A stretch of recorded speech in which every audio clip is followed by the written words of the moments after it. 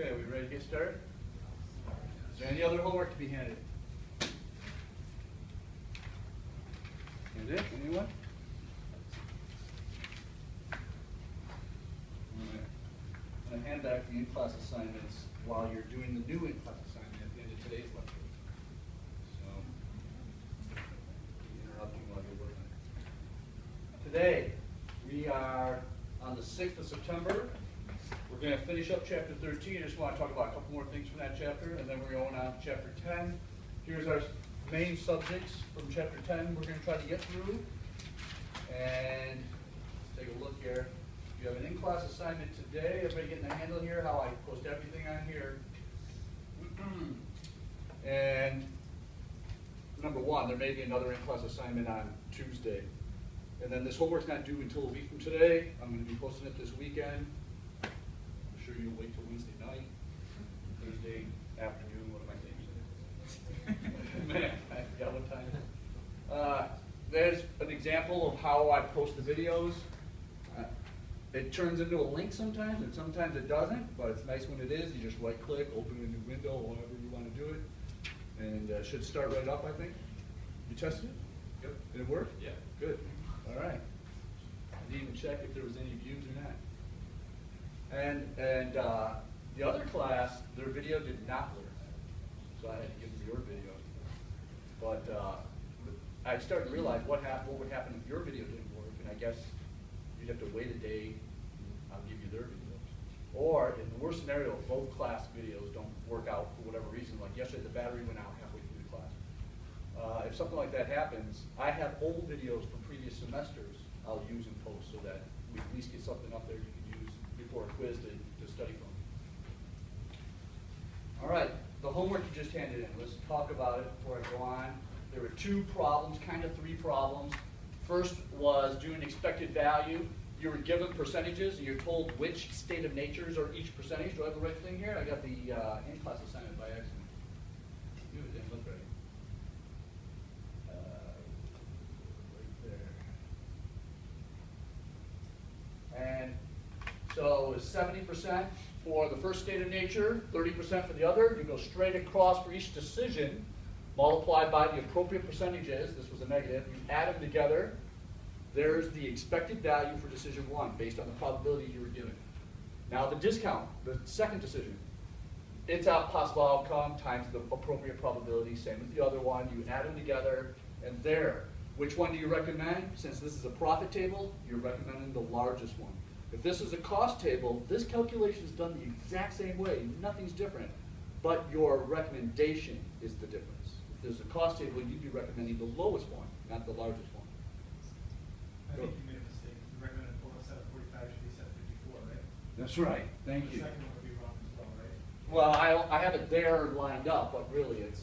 No, it should be 220. Low. Oh, down here? Ah, thank you. Thank you. I will definitely fix that. Does that make this number long right here then? Right here? Yeah. So that's only like 220 something? Yeah. 220.5? This is 54. Right? Is that correct? Yeah. This is 54. How's it look now? All right, see. I will post this tonight. All right, so personally, when I hand something in with today's technology, I think, oh, now you realize I'm going to go over it right after you hand it in. So some people like to have it right in front of them while I'm going over it. I always suggest take a quick picture with your phone, then hand it in, and while I'm going over it, you can just look at it on your phones. It couldn't be any easier. But this will be posted, and what's nice about this is that if you didn't feel comfortable with this one, first of all, you're scaring the heck out of me.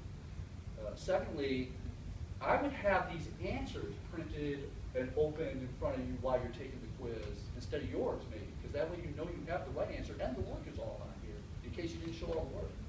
So this would be my notes I would have in front of me while I'm taking the quiz personally. I mean, why not? It's open book, open note, and all the answers to these homework problems are up for you to use. For even the final exam, everything's the same. Okay? Next, EVPI. You're supposed to pick the best from each state of nature times the appropriate probability. 70%, the best one in this state of nature was the first decision's possible outcome. In the second state of nature, though, the second decision possible outcome was the best one. Appropriate probabilities, add them together, but then you had to remember to subtract the expected values you already calculated before you were doing EVPI. The difference is the most you should spend, whoops, excuse me, these added, the difference then would be the most you should ever spend if the opportunity to get additional information may come along legally. Additional information, because I've had other situations where someone goes, you mean like bribing a city council person so they'll vote for the zoning to go through, that kind of thing? No, that's not what I mean. Like a marketing company saying, you know, we could get these probabilities narrowed down if you just spent $1,500 on our marketing survey, which will tell you exactly what the possibility of how many customers you're going to have. Would you spend the $1,500, yes or no? Can't hear you. No. The most you should spend, and that's what this calculation is right there for additional information. Because this is probably the most you'll gain. And if they're asking for $1,500 and you're going, odds are I'm only going to gain about $220, I don't think I'm going to spend $1,500. Because even if I'm off a little, there's such a big gap between what I've had to pay for that additional information and what I might gain. It's pretty obvious then I should not spend $1,500. It'd be a waste of money. Just roll the dice with what you have. Okay? Here, this one's a little harder. Your regret table. And you got to remember, I put in big letters here, cost. You had to look at this and say, okay, this is a cost table. You go to each state of nature and you pick the best in that state of nature, but since it's a cost table, you had to pick the lowest outcome, not the largest. So in this case, this first state of nature, the 801 would be the best. 801 minus 1212, or 1212 minus 801, because you use absolute value, you get the same answer. That's going to be 411, thank you. 801 minus 801 would be 0. So at 411, 0. 92 minus 92, 0. 600 minus 92 is 508. And then you got the next one. Let's look at the regret table. Looks like this: 411, 0, 0, 508, 0, 735. 735 because when you subtracted them, you're subtracting a negative, which means adding. That's why that number's so large. Then the next step is to pick the maximum regret for each decision. And a common mistake here is looking at the states of nature and finding the most regret. Now you switch to decisions. The most regret possible here is 411. The most here is 735. The last step is the recommendation, which is based on the lowest of these maximum regrets. The only difference here now is if this were a profit table and not a cost table, is that the best outcome for each state of nature would be the opposite, because there's only 2 in each state of nature. So this would be flipped, flipped, flipped. These would be flipped, and then what would be, let me look at this, these would be flipped. What would be your recommendation then? Decision 1 or decision 2? Why 2? Why 2? Why 1? If these are flipped, which one are you choosing? The lowest or the largest? Lowest, always. No matter if that's cost or if that's cost or profit, that affected these. But once you get your regret table, does not matter if that's cost or profit. You're now looking at the regret. This would be a 735. This would be a 411. You still pick the lowest. So watch it. That's such the most common mistake on this one is exactly what you guys possibly got confused on. I'm sorry? No matter if it's cost or profit. You're picking the lowest And regret. you're always picking the lowest. It matters if it's cost or profit to come up with these regrets, because it would have been, the opposite number would have been the best. And these would have turned out opposite. This would have been 0 for 11. And so then this most regret, doesn't matter if it's cost or profit, it's the most regret based on this. And then you pick the lowest of those 2. So decision 2 would be your recommendation if this were a profit table instead of cost, because that'd be flipped. All right, I think we got it. You guys are going to ace this part, right? There's the math on it. I show all the work. I have this in front of me while I'm taking the quiz. Hopefully jogging your memory as to how that table came up. I got my math right down here to show the work, how that came up. You look at this and go, wow, that's just like this quiz problem, except there's an extra row or an extra column. You figure out the logic on this real quick while you're taking your quiz. You apply the logic, and that's what this is about. It's not about memorizing this. It's about understanding how it was done and then apply it. That's what this is about. And then picking which one to use as your guide. That's the only hard part. When we get to chapter 11, I don't mean to scare you early, but when we get to chapter 11, the hardest part for students is figuring out which one, this problem you should be using, which formula or which one's being described. It gets a little difficult. It's called waiting lines. And when you're a manager managing people in a business that has waiting lines, like a bank or a credit union, and there's a waiting line for tellers, and you're the manager of all the tellers, this waiting line mathematical formula I'm going to teach you will determine exactly how many tellers you should be scheduling for every period you decide to do the math on. Hey, I change the schedule every 3 hours. You're going to do math to say, this is how many tellers I should have for this 3 hours. This is how many tellers I should have for this 3 hours. And there's a formula that will tell you exactly so you don't over-employ or over-customer service and you don't under. There's that fine balance that you're not wasting money. A lot of companies are so worried about their customer service, they'll put on too many employees. You'll see them twiddling their thumbs. We wanted to provide the best customer service. They didn't use math to figure out what the optimal amount of employees would be. That's what you're going to learn in chapter 11. It's just a little hard to determine which one of the 4 formulas to use when you're reading the problem. You know, we'll get there. Don't worry. I'm scaring you early, just so you know. I don't know why. You post that to Blackboard? I'm posting that on Blackboard tonight. Okay. The answers? Yeah. The answer to the in-class, I think I posted after class, right? Okay, the answer's there for that, and this will be there. And if I forget, just send me an email. I'll make sure you get the answer posted. Send it to you directly if you want. And any problem in the back of the book, I don't know, 14th or addition or back, that you decide you want to try, just send me an email and I'll send you the answer to it, and you can check and see how you did. If the answer's not in the back, because I think the even ones are in the back, but I'm not positive. And then you can email me for an odd one if you need it. I'll send you the answer. Practicing this, forming groups when this starts to get hard, when we get past chapter 2, 3, and 4, 11. One other chapter I can't think of right now. A lot of students find the most difficult in this class, and most students who say, hey, this stuff, we're now at a point where this stuff's getting really difficult for me, forming a study group the day before the quiz with at least one person in your group that got a grasp of this will end up helping everybody, including the person that's kind of helping most of the people in the group. They end up saying, wow, I got this quiz done faster than I ever thought I would because I helped the people in the group during this group session. So it helps both sides to do a group study if you start. But it's a matter of someone taking the initiative to say, hey, can you do a group study with me the day before the quiz or whatever. You can fit it in. Everything for the quiz and the PowerPoints. So essentially, if we were to focus on the PowerPoints in the in-class and then never open a book, as long as we had a solid focus on those, I know it's a... Don't get me wrong. If you notice, I skip to the most important parts of each chapter that I want you to really understand. But there's some things in the book, some theory things that I'm not lecturing on, that there's some true and false questions and multiple choice questions. It is open book. But you're going to want to know, kind of be familiar with the chapter to know where to even start looking. That's a key, really, is say, if you want to practice something, take some homework problems from the back of 13, 10, and isn't one going to be on the first quiz? A couple of chapter 1 problems. Print them, cut them up, fold them up, mix them up, pull it out, open it up, and see if you can figure out which chapter of problem you just read. Because most students, if they don't finish, because they're spending so much time trying to figure out which chapter is this problem from. That is the number one thing that's going to slow you down. And so you need to be familiar with where do I go to find the help once I read a problem. That's how I would prepare for my quizzes. That's what I would study, is recognizing things and where to go.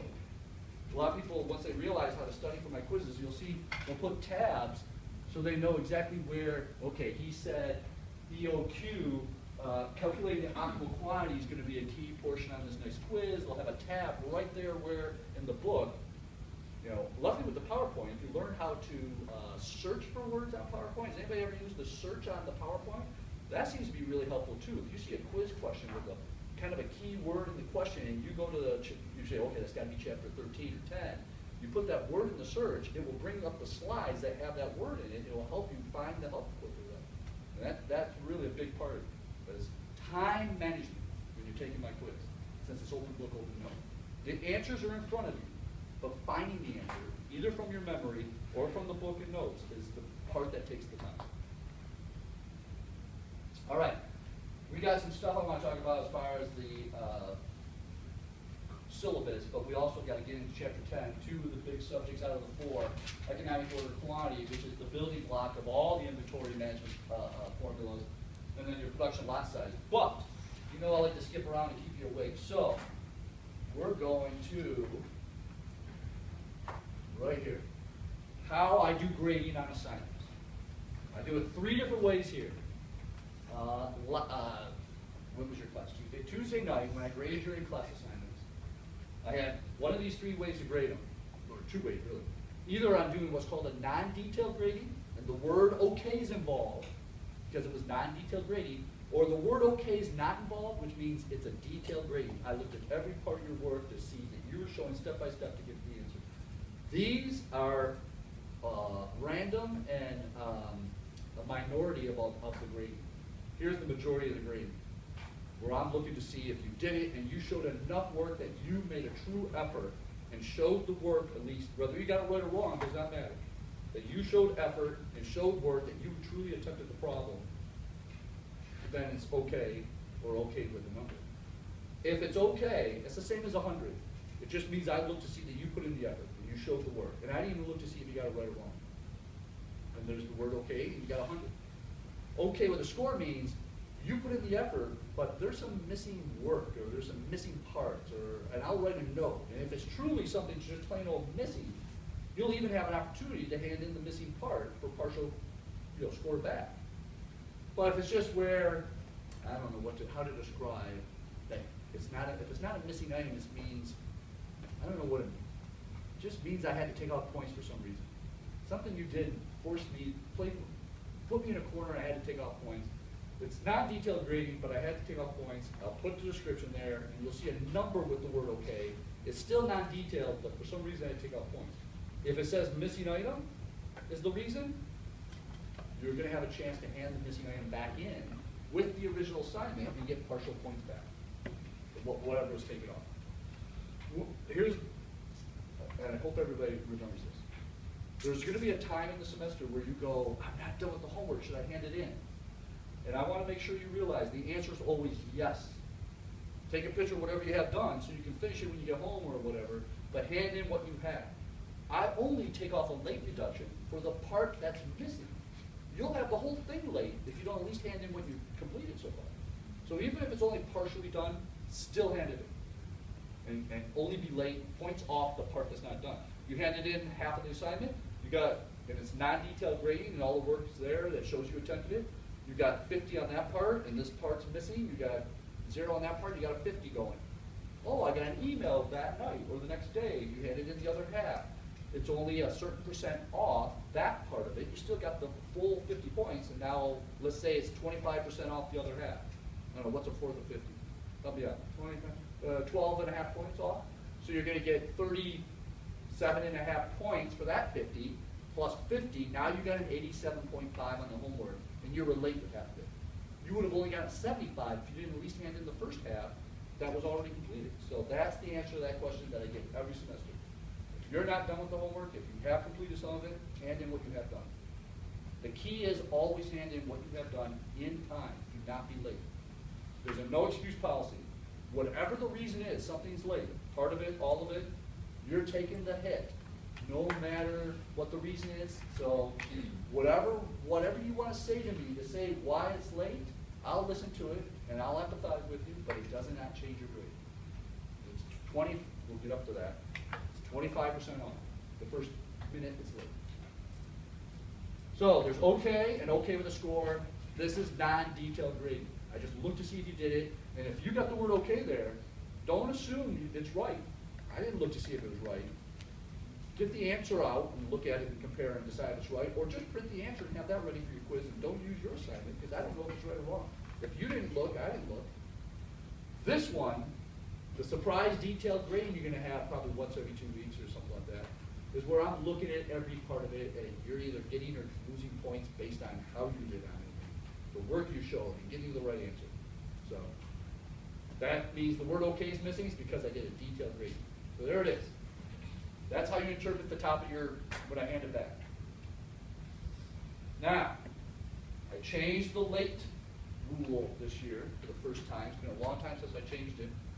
It's always been a no excuse policy, but a lot of people are confused over how much they get off, whether it's an in-class or an homework. So I've got rid of the confusion. If anything is late, the homework or the in-class is 25% off all the way. Let's say you walk in here at 6 o'clock, you hand it in, class started at 5:30, it's 25% off. And you could have handed it in all the way for the rest of today, because you were already late, and you have all day tomorrow, and it's only 25% off even tomorrow. After tomorrow, it's another 10% each day, until we get to a maximum of 60. So you could be 14 weeks late with an assignment. Man, I forgot all about that first week's assignment. I'm still only taking off 60%. You're still getting a 40 on it. And there's no reason not to get a 40, because before you hand that in 14 weeks late, I hope you looked at the answer that's already posted and made sure you're getting the full 40 points. You cannot copy paste, by the way. It has to be in your own handwriting, all late assignments. The minute it's late, it's got to be in your own handwriting, no copy pasting. I'm So sorry. if I know I'm gonna be like the class, I'll be here at 6, can I email you before? Yes, that was the next statement. If you, unexpected something happens, you're on your way to class, physically just say to yourself, I'm going to be late.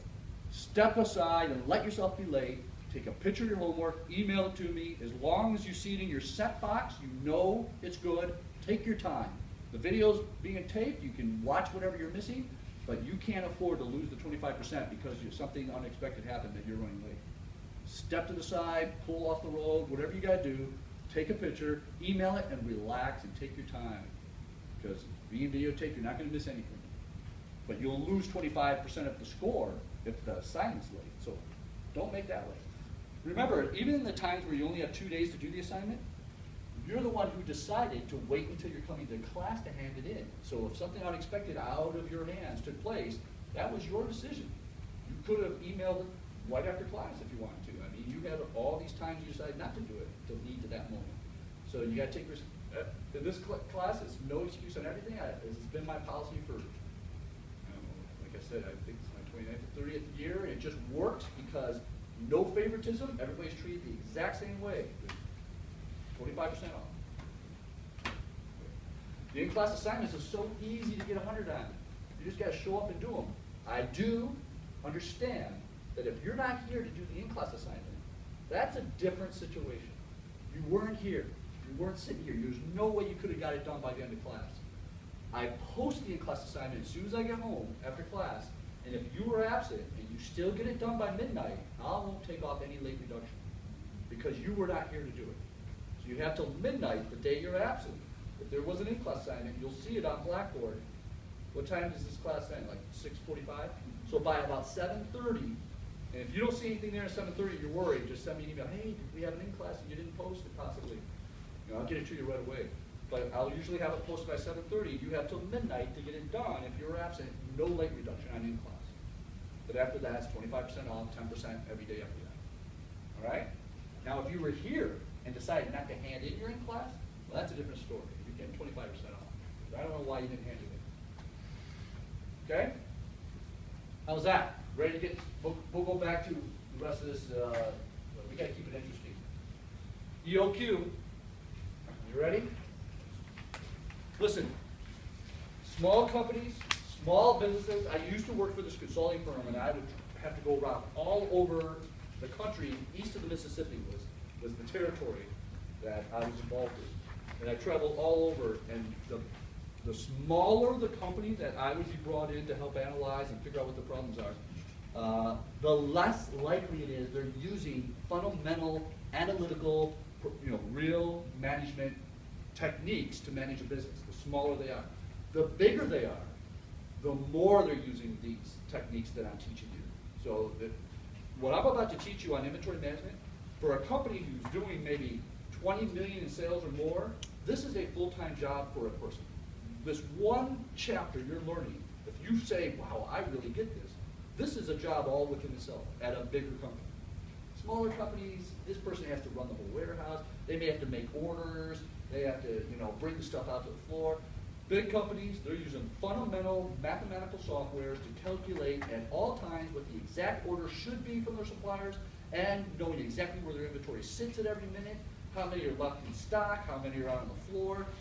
But this is all a full-time job called inventory management, making sure that you have a just-in-time inventory system, which means if you place orders from your supplier right at the time that it's necessary that you have just the right amount in stock, that the last one's going out to the floor, being bought by a customer as the truck is pulling up with the new supply from your supplier.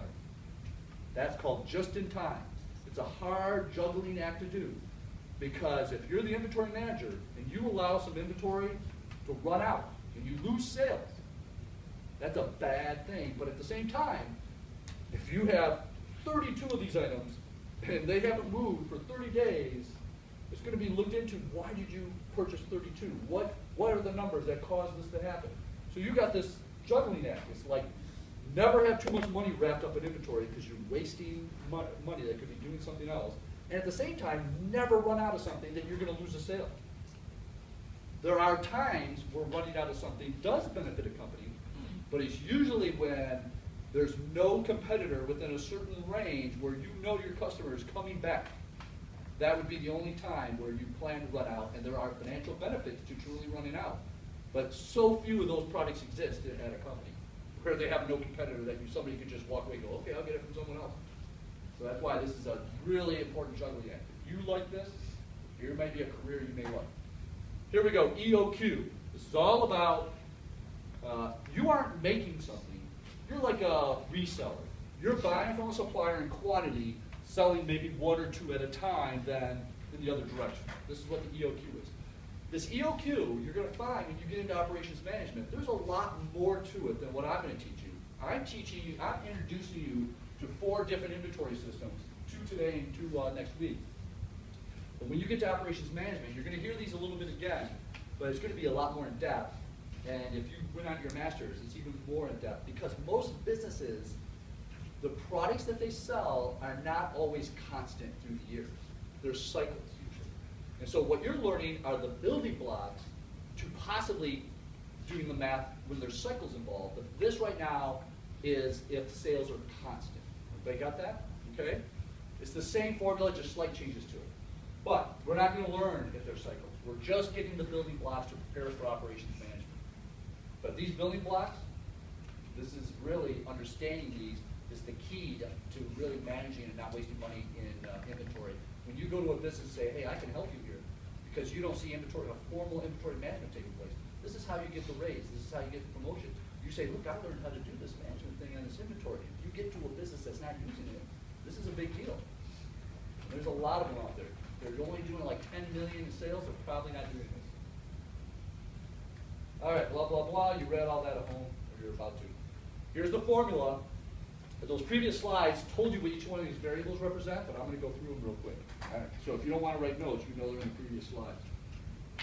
This formula right here is going to calculate how many of each item that you get from a supplier that you should order when you place that order.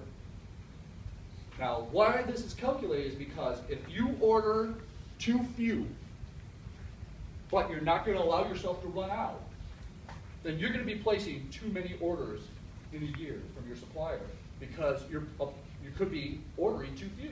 And so you're having to place so many orders. If you order too many, then you have this awfully high, what's called a holding cost. Because you've been holding these in inventory and you haven't placed an order with that supplier in 3 months because you ordered too many. And money's being wasted by this extra inventory you have when you could have already had another order. It's that balance between that ordering cost and that holding cost. That is what this formula is all about finding. That balance is where a company minimizes their overall costs by bringing the holding and the ordering costs right in line with each other. That's the only way to keep your cost per inventory at the lowest possible. It's the only way. Is to find that balance, and that's what this formula does. When you get into real businesses, they're going to have spent a ton of money on software that will do this for you. But I want you to understand exactly how this is based on so you can understand. It will only take you seconds when you get into this job to find this number, but this is how it's calculated and what it means. You ready? Square root of 2. 2 is a constant. It's 2. It will never change. D. Now, if there's anything I can emphasize here, it's that D represents annual demand. Capitalize the word annual. The stories will be, the sales for this company are $2,000 a week. You've got to convert it to annual. The sales for this company is $12,000 a month. You've got to convert it to annual. The sales for this company, they're shipping $50,000 a quarter. You've got to convert it to annual. Get it? So read it carefully. If it's not given to you annual, you must convert it to annual. Demand, how many you're selling, or whatever the case is, demand. C sub O, that's your ordering cost. It will be in the story. It will say, and every time your company places an order from that supplier, it costs blanky blank money. When I used to analyze companies, I had to figure out what that cost is, and it's not easy. Let me explain this ordering cost. Is that the same as manufacturing costs? No. The ordering cost is the exact cost it takes and anybody's involved to get an order placed to the supplier. For example, I'd be in a warehouse and I had to calculate this, and I'd always say to somebody, hey, look at these commodes. You know, tell me how do you place an order for more commodes right there? This is how I start the conversation. And this is one item you gotta remember. When I say SKU, SKUs, everybody know what I mean? It's like the number for each inventory system. So I always would go, tell me about this SKU. When you need more of this SKU right here, and there's thousands of SKUs, so I'm talking about one item right now, show me the process. And then the person who's out there, he or she will go, well, it says in our system we're down to 2. It tells me it's time to reorder. I fill out, they show me how they fill out this form and say we're down this, we need more, and how many maybe to order. I say, okay, then what do you do with that? They go, oh, I take it and I put it in this envelope and I put it in this outbox and it gets to accounting.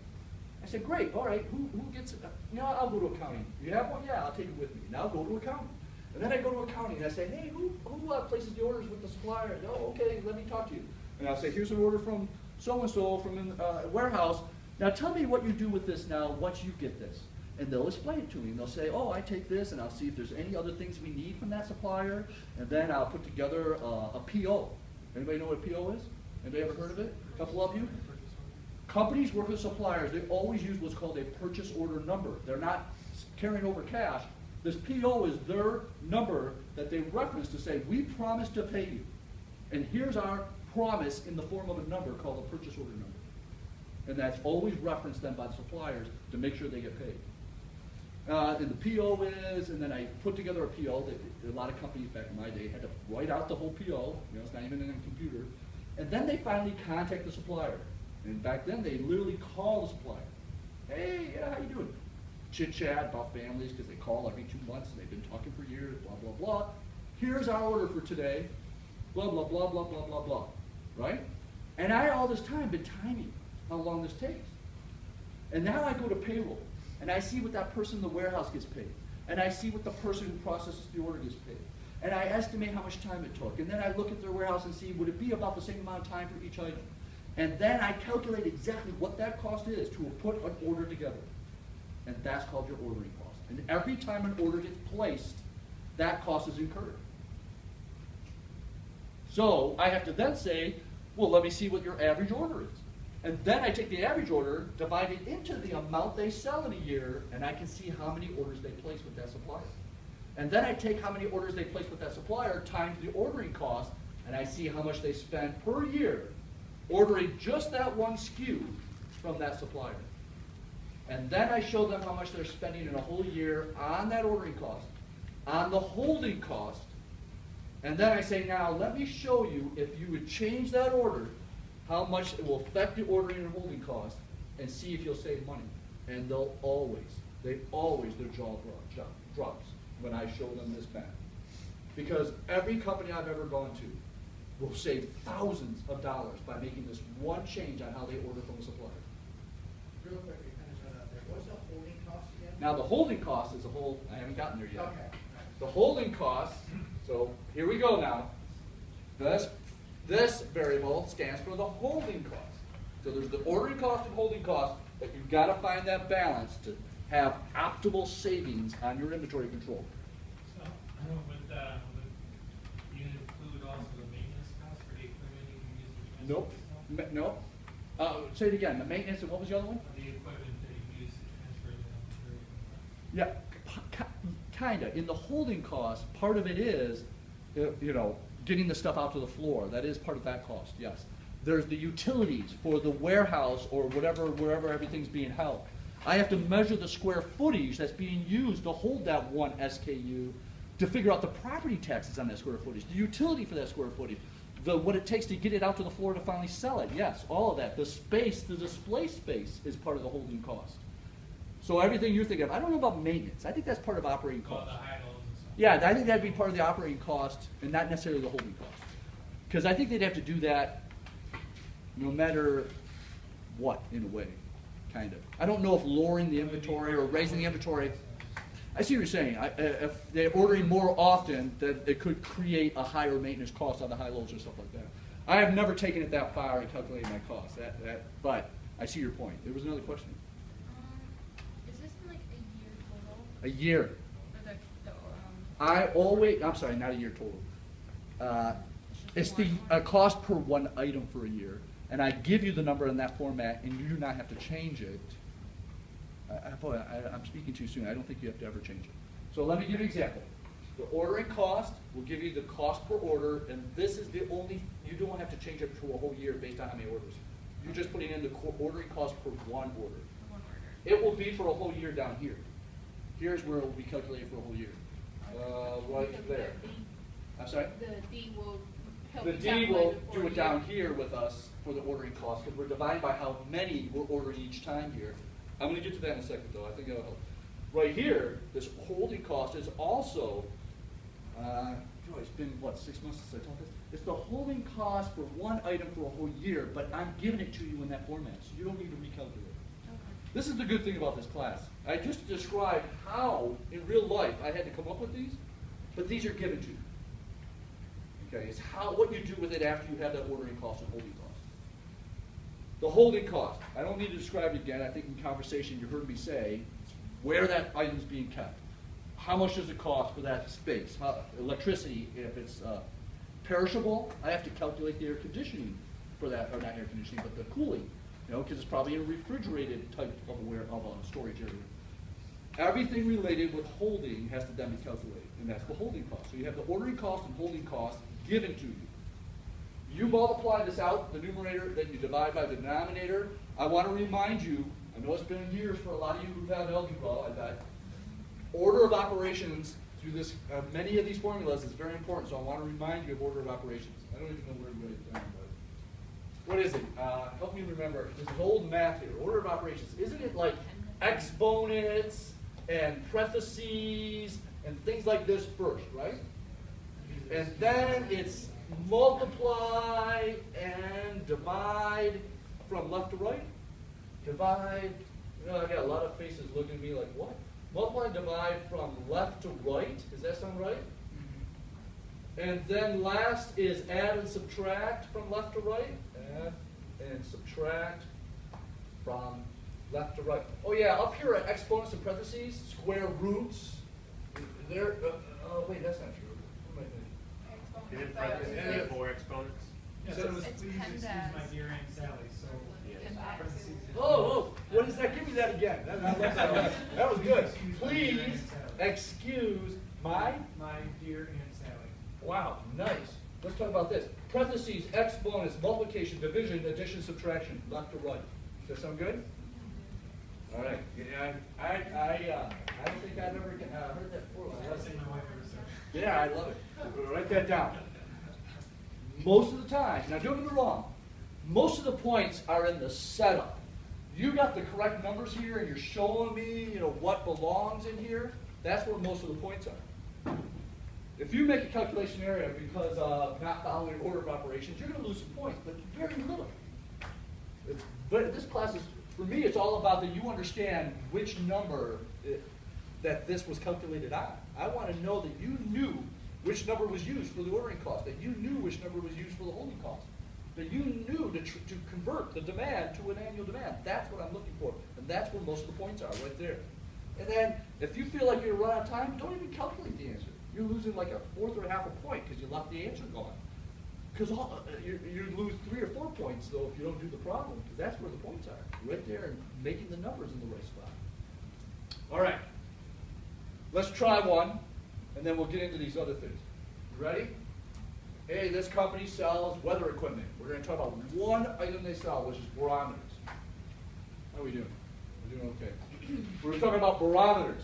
They buy barometers from the supplier for $50 each, blah, blah, blah, blah, blah, and they sell 500 a year on a constant basis.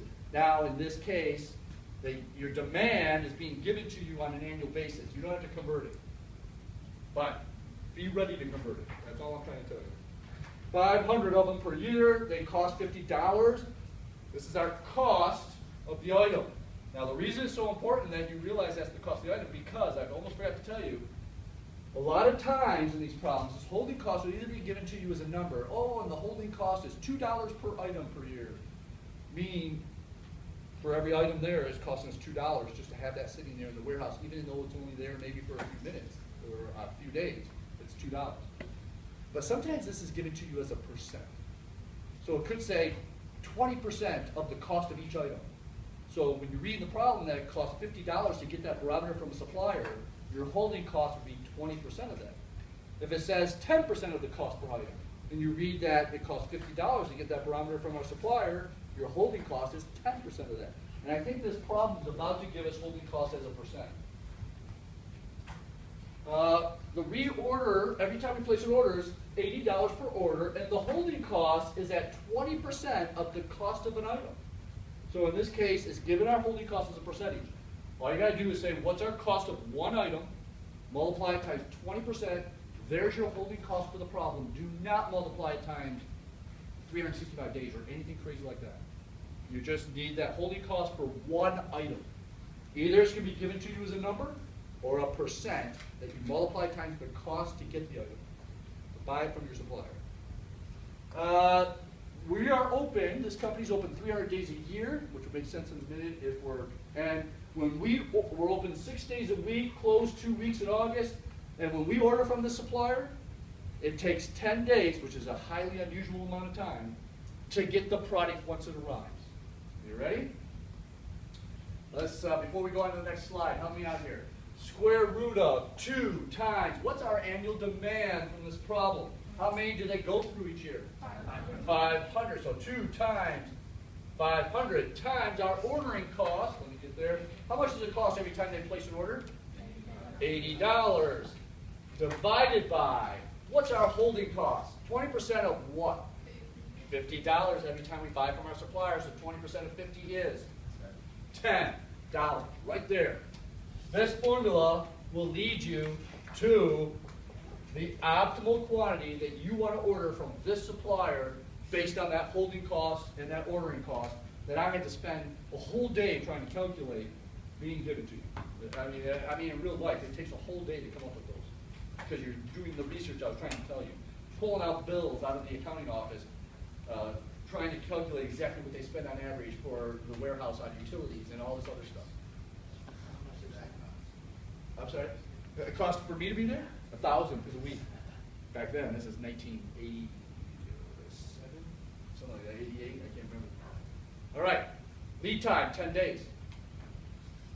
This leads us to reorder point, one of the most important things of inventory management. Reorder point. Reorder point is always the amount you would go through during the time it takes to get the product from the supplier when you place an order, called lead time. Lead time is the time it takes from the time you place the order with the supplier for it to arrive to your dock. My question is, how long will that take with this supplier? 10 days. Now, the reorder point that you set up as an inventory manager, you're going into the system, there's 1,000 SKUs. And for this SKU now, when you calculate how many you're going to go through in 10 days, because that's the amount of time it takes to get it, when you calculate how many, that's what you enter into the computer for that item for the reorder point. And once you enter it into the system, whatever we come up with the reorder point, Once the inventory gets, every time someone walks out with the commode, the inventory goes down. And once that inventory number meets that reorder point or less, at the end of the day, as a manager, you get a report. And it says, you need to order this item, this item, this item. You got 20, 30 items on there because they've all hit the reorder point. And the next morning, you've got to get that order in because it's going to take 10 days for the new commode to arrive. And exactly in 10 days, you'll be going through approximately what you have left. And as the last commode's heading out with the customer, the truck just arrived with the rest of them, so you're not going to lose a sale. There was somewhere I saw someone had a question. Sam. So you use the largest lead time, right? The largest lead time for that supplier. Each supplier has a different lead time. Oh, sometimes they have a range. Oh, sometimes they have a range? Yeah. Usually, you have so much experience with that one that you have a pretty good idea what that lead time is going to be. But you're right. Not every time is exactly 10 days. Which, it sounds like you have experience with it. Does this seem like more than average in your It's like experience? usually 10, How many? 10, 15 business days. 10 to 15. Wow, I've had some experience later in business where it was more like 3 or 4 days. In the computer industry, for example, our suppliers were computer parts, RAM memory, processors, motherboards, and it'd be like 2 to 3 days. Well, we got some orders that's like a couple of months. Couple months. Usually that's the case where you get it from overseas. They have to get through customs and ship it over by boat and things like that. And you're looking at approximately like 10 to 14 to 15, even sometimes 30 days, depending on the supplier. But you're saving so much money. A lot of businesses will say, "I'll put up with that to save this much money. I'm buying it." All right. Do we feel like we could calculate the reorder point for this item? How many do we go through in a year? 500. How many days are there in the business year for this company? 300 days. How many do they go through on average if sales are constant per day? 1 point what? Help me. Anybody calculate? What is it? 5, 7, 6, 7, 6, 6, 7? 6, 7? 6, 6, 6? 6, 7? I heard it over here. Help me. Thank you. 1.67 per day. What's the lead time? Takes 10 days. We're going to sell this many in 10 days. Move the decimal one place, 16.7. I am getting on the computer and I'm setting the reorder point for 17 for this item. And as long as sales stay constant, hey, we hit 17, I need how many more commodes? Hang on. How many more? I'm about to figure out how many I'm about to order from that supplier. And I know exactly when I'm supposed to place that order. When I get to 17, I'm placing the order. Are you ready? How many should I place? 2 times 500 times 80 divided by 10. Square root the whole thing. We get, I heard you, I can't hear you. 8,000. 90. 90. Oh, 89.44. So 90. So we're going to order 90. Hey, supplier, we're ready for 90. We got 17 right now, but we're ready for 90. Order's been placed. We sold another 1.67. We sold another 1. We sold 2 today. Sold 1. Oh, now we sold another one. We're at day 10. We only got 1 commode left. So we got it out on the floor. It's just about to be bought. Oh, look at the truck. There it is. It arrived with 90 more. Let's get them. Let's get them out. Right? That's how it works. If you're ordering more than 90, you're wasting money. If you're ordering less than 90, you're wasting money. And if that business is not calculating this number, they're wasting money. And almost every business I would go and consult with, way back then, were wasting money. I never walked into a business because all the businesses I went to were 25 million in sales or less. And almost all of them, we can't figure out why we're not making money. Well, this would be like the place I'd start almost, these inventory calculations, because almost every business that's grew faster than they were planning have not then implemented sophisticated management tools to make sure that they keep costs at a minimum. So what are the thresholds for like doing none of this, having a software for this? There is no threshold. Or This, now? if you're only doing $100 in sales, you should be doing this. I'm just saying there aren't any businesses out there that are only doing 10 million or whatever less in sales that are doing this. And that's where your opportunity is. You know, that's what I did. I went out and started with a big business, learned how things were done real, switched to a smaller business, be a bigger fish in a smaller pond kind of thing. Said, look, you guys aren't doing this. Hey, look, you're not doing this. Hey, I got the promotions. I got the raises. And So were you doing the independent consulting or? no. First, I started with a manufacturing company called Artesian Industries as like a customer service rep, like first job out of college. Then, blah, blah, blah, blah, blah. But then I went with a smaller company, and next thing I know, I'm business manager or vice president of finance and everything, involved on the executive committee, helping the helping them save money. And that's where the rewards come from, is where you prove that you can contribute something good to this company that they're not doing already. And if you then go to a smaller company and say, hey, look, here's this opportunity, you get in there and you get to the management level, which all of you, whether you like it or not, are going to eventually be managers. And I'm going to tell you, it's really exciting at first, until you're managing people, and then you go, wow, am I really getting paid enough for this? You know, maybe I'm better off my old job, kind of thing. And then, but when you get to the table, I used to call it being at the table where the decisions are made, and that's the part I enjoyed the most, because I was with a company that wasn't doing these sophisticated mathematical formulas in order to save money, and that's where I was able to get reward by bringing this in and showing them how to do this. But when I was with the consulting firm, they're international, they're huge, and so they have this whole process already in place. And when I got hired, they're just flying me out on Sunday night or Monday morning to a company, living in a hotel room, and flying back either Friday night or Saturday morning, because I got done analyzing that one, to fly to another company then Sunday night, Monday morning. And it got old after a while, fun at first because you're traveling all the time, but then it gets old after a while. But these are the kind of things. It's like software that pretty much do this. A lot of software will do this, but you've got to understand what's being done and how to use it and what it means. So where are we at here? We're going to run out of time, aren't we? But it doesn't matter. We run out of time, we run out of time. Total annual cost, right? We did reorder point, optimal quantity, total annual cost we still got to do, and number of orders per year. Number of orders per year, let's do that real quick. Where are we? Not even up there. That's easy. How many are we ordering every time we place an order now with the supplier from now on? 90. How many do we go through in a year? 500. 500. We divide by 90 every time we place an order. How many orders are we going to place in a year? Help me out. 500 out of 90, what'd you get? 4.1? What'd you get?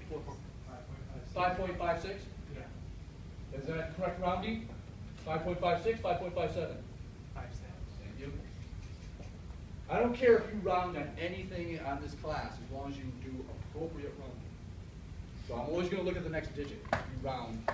You can round any spot you want as long as it's appropriate rounding, which means the next digit's got to be a 5 or above if you're rounding up, or below. Just keep it the way it is. So here is how you calculate number of orders per year.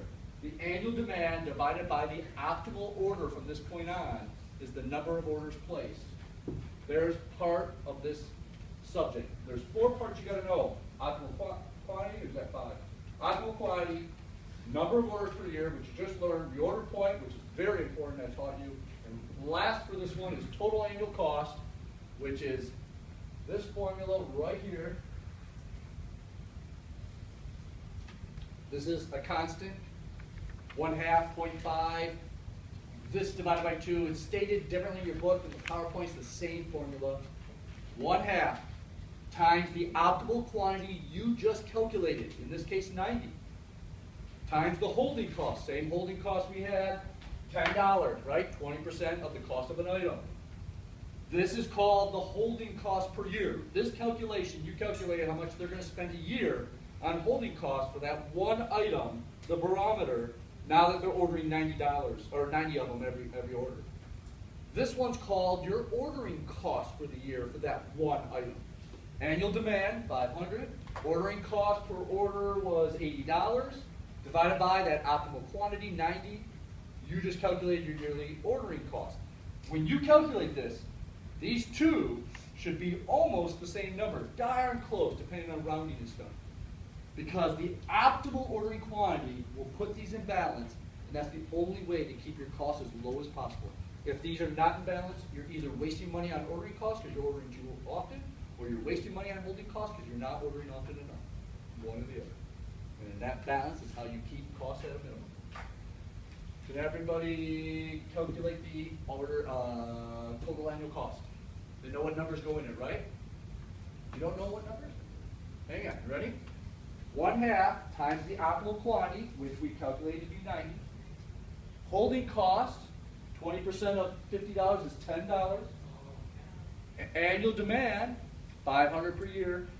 Ordering cost, $80 per order. Optimal quantity. And it calculates to, where is it?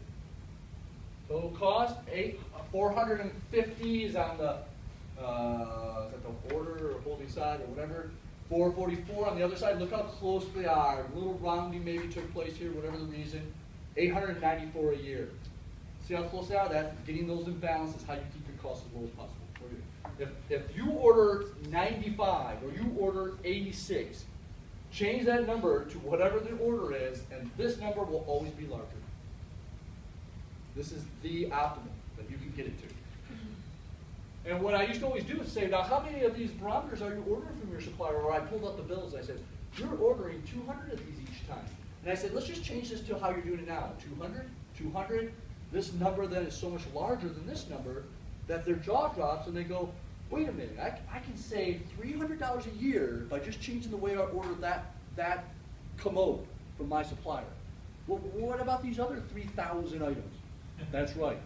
Every one of these items, this should be done for. Every one of them, and you're probably going to save $300 a year on every one of them. Now multiply it times 3,000. How much will you save a year? There's where your profit is. That's why you're losing money. That's why you're wondering what's going on. You're having a great year, but nobody's making any money. Where is it going? It's being wasted in inventory. Don't get me wrong. Every chapter you learn in this class is where money is being wasted. This is just one. Inventory is all we're talking about now. I just want to let you know that most companies are losing money in multiple areas, not just inventory. Okay, and that's what this class is about, to try to get you guys to understand that there's better ways to manage it than just winging it. And the number one reason I get told whenever I ask somebody is, why do you do it that way? Almost all the time is, this is how I was trained. This is how the person who showed me how to do this job did it. That's almost always the answer. Nobody says, oh, I changed the way to do it because I learned how the EOQ would tell us the optimal way to order. No, it's just, this is how the person that had this job 20 years before I got here did it, and this is how they trained me. They were never learned the proper way to do the job. They always are learning from somebody who's already doing it wrong, and it goes on and on and on. All right, we got one more to learn. This one is if you're in a manufacturing environment. Now, if we run out of time, we'll just stop where we're at. I think you can complete the in-class already, so we'll be okay. All right, and what we forget here.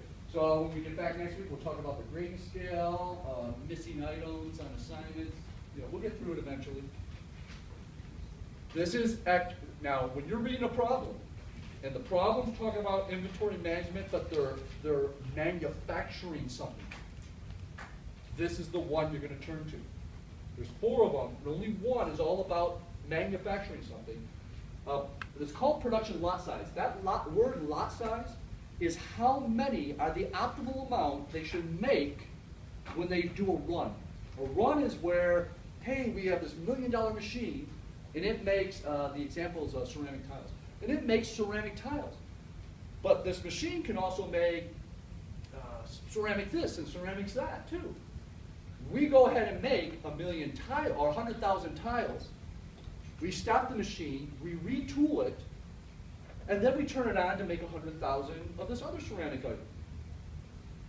That's called a lot size. When I just explained how they make 100,000 of that one item, that's called a lot size. And when I go to a company who manufactures something, I used to say, why are you making 100,000? Show me the math on that. Oh, no, we're making 100,000 because that's how we've always done it. When my dad started this business, usually I was there for people who inherited the company because their parent died, and they have no idea what they're doing. This is a very common thing in our country. And when my dad started this company 30 years ago before he passed away, this is how he did it. He made 100,000. Now, we just paid this machine off, and I'm just going to keep making 100,000. And I say, well, look, let me show you how much it's costing you for making 100,000 compared to maybe making a different number of it. Are you running the correct lot size? Meaning, are you making the right amount before you turn the machine off to retool it? Because there's an optimal amount to make to not waste money. Because if you make too many, you have an absurd holding cost. If you make too few, then you have what's called a setup cost, because you keep having to reset that machine to make more. There's an optimal amount that you should make when you do a run, because of that cost to set it up. Now, I grew up in a GM family, General Motors family, because I'm from Flint, Michigan, or Grand Blanc, or wherever, Genesee County. My question for you is there anybody here that has experienced in an automotive family that worked in the automotive industry? Just one person, two, three, four? Do you remember, and I don't know if they still do, and I think they do, where your parents would always get like 2 weeks off in July because they're doing what's called changeover? Yeah, that's retooling everything. That's what I'm talking about. But the suppliers of the auto industry, they don't do it only once a year. They'll run something they're making, and they invest so much money in that machine, they need to now use it to make something else, so they have to reset it up. And there's a cost involved, because usually skilled trades have to come in to do the reset of everything, the retooling, to make something else. Anyway, that's what that setup cost is all about. So now, when you look at this formula, which, by the way, is very similar to the EOQ formula, this is very different, though, because it's a manufacturing company. See this whole ordering cost? Doesn't stand for what it costs to place an order with a supplier. Now it stands for how much it costs to set up the machine when we want to do a run. So it's called setup cost. In real life, I had to calculate this, and it wasn't that easy, because I had to wait for them to do a setup to exactly see who's involved, what's involved, the time involved, to figure out that cost. Is the OEE calculated in there? OEE, you mean environmental? No, operating equipment efficiency. Oh no, I had, these companies are so small, they wouldn't even be close to calculating operating efficiency of any kind. No. But, I don't know where I was going with this. Hang on a minute. Oh yeah, the setup cost. This right here, still the holding cost. That's it. So Pick the up right CO there. setup cost, right? I'm sorry? The CO. It's now called setup cost for this one, which used to be ordering cost. The holding cost is the same. Again, it will either be given to you as a number or a percentage.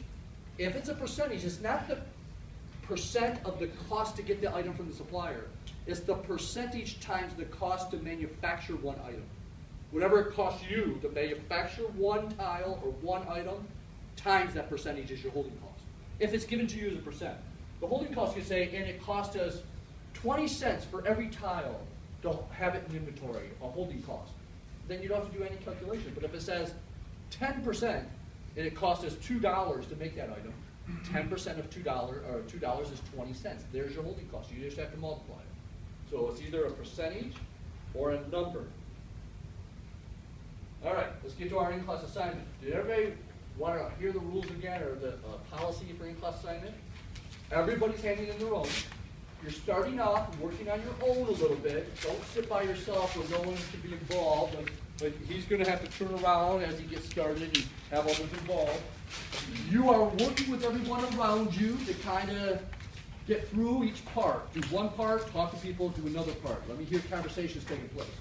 Once you've completed it and you feel confident, the first 10 people, this is a slight change, the first 10 people, when you get up to hand it in, you got to find 2 different people from different parts of the room than where you were sitting and explain it to them real quick how you did it. That's all I'm asking. Find somebody and say, can I explain it to you? Have them sign the bottom of your sheet that you explained it to them. Get 2 people to sign it, the first 10 people who are going to understand this the most. Find 2 people to explain it in other parts of the room. Let me emphasize that, not right around you. Then hand it in. When you hear me say, I've got 10, the next 10 people from that point only need to get 1 signature. So if you already got 1 and I yell, 10 have been handed in, you're ready to go. You don't need to get a second one. After I get the second 10, everyone else's responsibility is just get it done. You don't have to teach anyone. Everybody hear that? Again, the first 10, you got to show 2 different people how they did it and have them sign the bottom of your assignment. The next 10, you need to get 1 signature. Everyone else, just hand it in after that. Do you want me to stop this? You ready? Here it is. Remember, you see it okay? Office supply stores open 6 days a week. They must determine the best inventory policy for boxes of copier paper from their supplier, probably. Monthly demand. Monthly. I can't believe I'm giving hints. Darn it. Monthly demand is nearly 800 boxes. The cost per box is $18, and the inventory holding cost 25%. Hint, hint, 25%. Just looking around, see if you're getting this. Orders are placed at a cost of $50 each, including preparation time, communication charges, and the lead time's 3 days. All I'm asking for is the EOQ. Some of this information you don't even need. EOQ. That's it. Work with others. Get it set up before you calculate. Look at somebody around you, see if they have it set up the same way. Calculate your answer. Compare with someone around you. Get up and teach 2 people. You've got 9 minutes. I go over that. Okay. Is it just this first one or is it all four? No, just that. Just this one, you guys. Just the optimal quantity only. Just, hang on. You're only doing that formula right there. That's it. You only got to do that. Nothing else.